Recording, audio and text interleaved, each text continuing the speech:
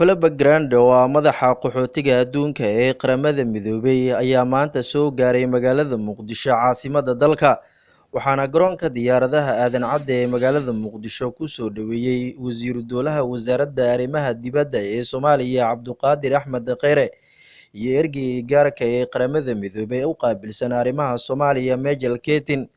Soo dhaweyn kadib waxaa warbaahinta la hadlay Philip Grande oo ah madaxa qaxootiga adduunka ee Qaramada Midoobay. Waxa uu ka hadlay ujeedada Muqdisho u soo gaaray waxa uu yahay. As you said, our main task, of course, has been for decades to support Somali refugees outside Somalia, in the region and beyond. We continue to do that. I've come to reassure you that actually we are making progress in securing their protection and their welfare in neighboring countries. And I want to bring this message back. Of course, some refugees decide by themselves to come back, and we will support them as we will support internally displaced people very much in the context of overall UN support to the Somali government.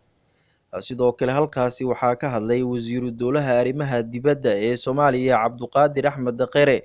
Waxa uu sheegay Philip Grande madaxa qaxootiga adduunka ee Qaramada Midoobay Muqdisho u soo gaaray ay tahay in qiimeyn uu ku sameeyo xaaladda dhabta ee ku sugan dadka barakacayaasha ee ku dhaqan gudaha waddanka Soomaaliya.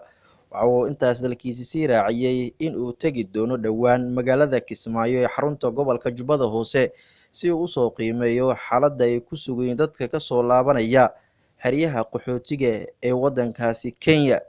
madaxa hay'adda qaxootiga Qaramada Midoobay High Commissioner Philip Grande oo booqasho rasmi ku yimid waddanka Soomaaliya anagoo wakiilka ah Jamhuuriyadda Soomaaliya wasiirka arrimaha dibadda iyo wasaaraddaba soo dhaweyn diiran iyo u sameynay VIP-da commissionerka wuxuu joogi doonaa maanta iyo berri intuu joogana wuxuu la kulmi doonaa madaxweynaha iyo wasaaraha iyo wasiirada berrina wuxuu anbabixi doonaa haddii la yidhaahdo Kismaayo si uu markaa u booqdo xeryaha qaar dadkii ku soo noqdo qaxootiga ku soo noqdo waddanka soo dhaweyn kana ka sokow waxaan kala hadli doonaa commissionerka qaxootiga Soomaalida adduunka oo dhan jooga iyo sida loo caawin lahaa iyo ku maraa booqasho mantiqadan geeska Afrika ayuu ku marayaa. Marka soo dhaweyn fiican ayaan u sameynay booqashada inteeda kalena waxaan u wareejin doonaa insha Allah Villa Soomaaliya.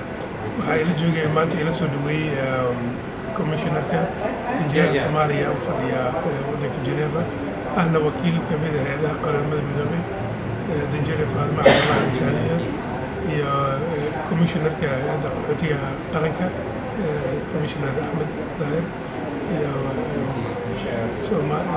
wakiilka Qaramada Midoobay jooga halkan Soomaaliya mudan Michael Ketin.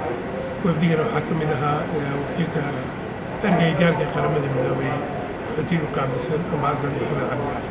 Qaramada Midoobay inta badan taageero waxa ay siisaa dowladda Majra uu hayo madaxweynaha Jamhuuriyadda Soomaaliya Maxamed Cabdullaahi Farmaajo, iyadoona ka taageerta dhinacyo walba oo ay ka mid yihiin arrimaha amniga iyo sidoo kale dib u soo laabashada qaxootiga Soomaalida ee ku nool wadamada deriska la ah Soomaaliya. Abdiraxmaan Maxamed Cabdi waa bari telefishinka Somali News Muqdisho.